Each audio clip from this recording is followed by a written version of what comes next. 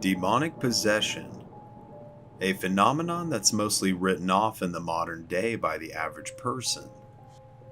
But what happens when respected professionals see and experience things that convince them otherwise?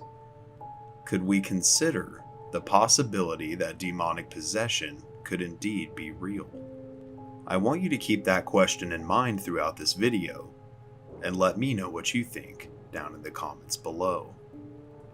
Today, we will be discussing one such man whose experiences altered his skeptical view, and it all began 25 years ago when he met a woman named Julia.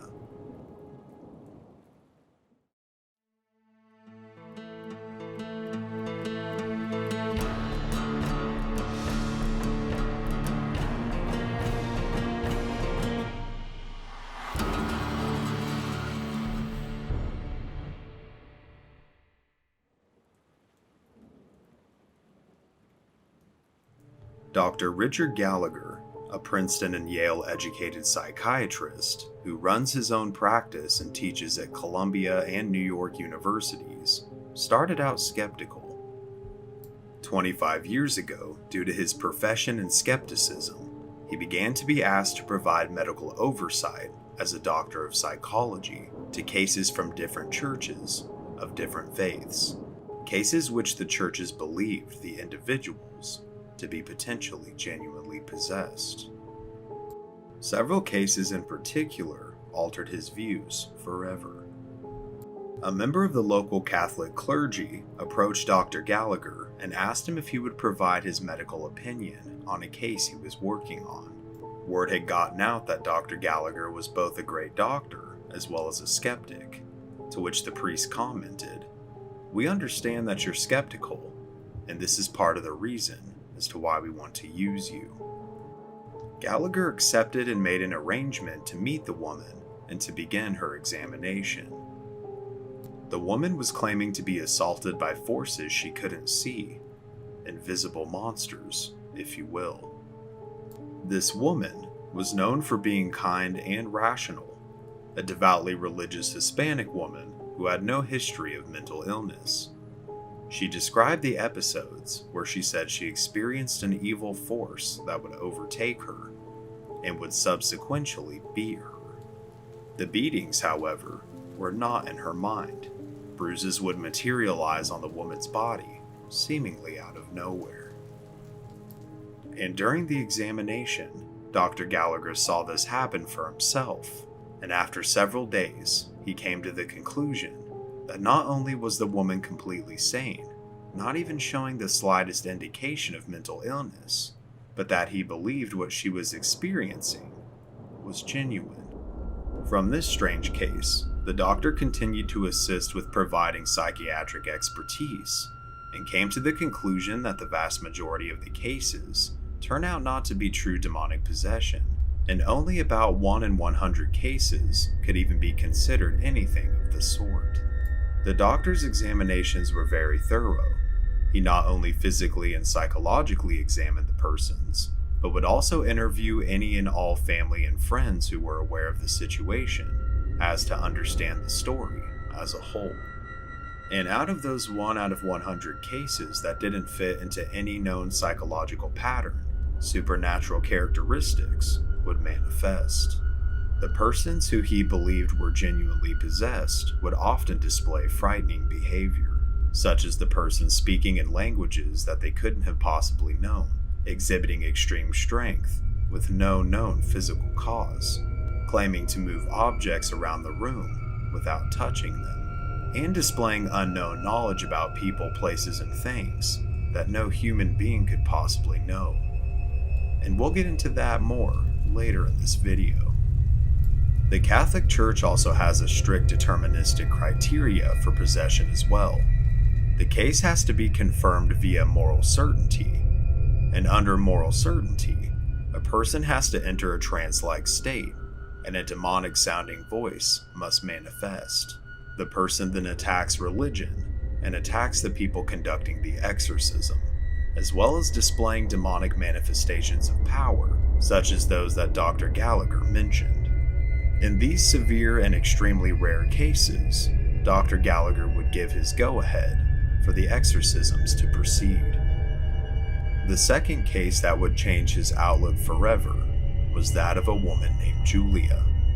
He was approached by two of America's leading Catholic exorcists to consult on a case that they believed to be one of the most severe demonic possessions they had ever witnessed. Julia was a 39-year-old woman who was a self-professed high priestess of a satanic cult.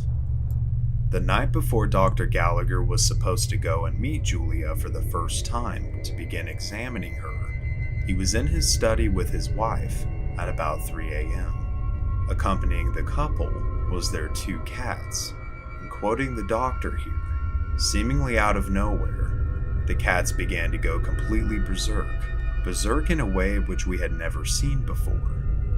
We were mystified. The next morning upon his arrival, the priest introduced him to Julia for the first time, and the first words out of her mouth were, "Hey Doc, how did you like those cats last night?" Bewildered, the doctor continued his examination. As the day continued, she began to reveal other secrets that no human could possibly know, such as how some of the doctor's patients had died, as well as their names, and dates and times of death. Another bizarre example of this secret knowledge, to quote him again, "She told me when and how my mother had died, and that she had died from ovarian cancer," which was true. The following night, Dr. Gallagher was on the phone with one of the priests who was in charge of the exorcism, discussing the case. Julia was not on the line whatsoever, and as a matter of fact, they knew where she was. She was over 1,000 miles away, and during their discussion, the same exact voice that had come out of Julia interrupted their phone call. The voice stated that she was theirs, and to cease their efforts at once. Both disturbed and amazed, Dr. Gallagher said to the priest, "Did you hear that?" And the priest replied, "Oh yes. The evil spirit can even interrupt our phone conversation."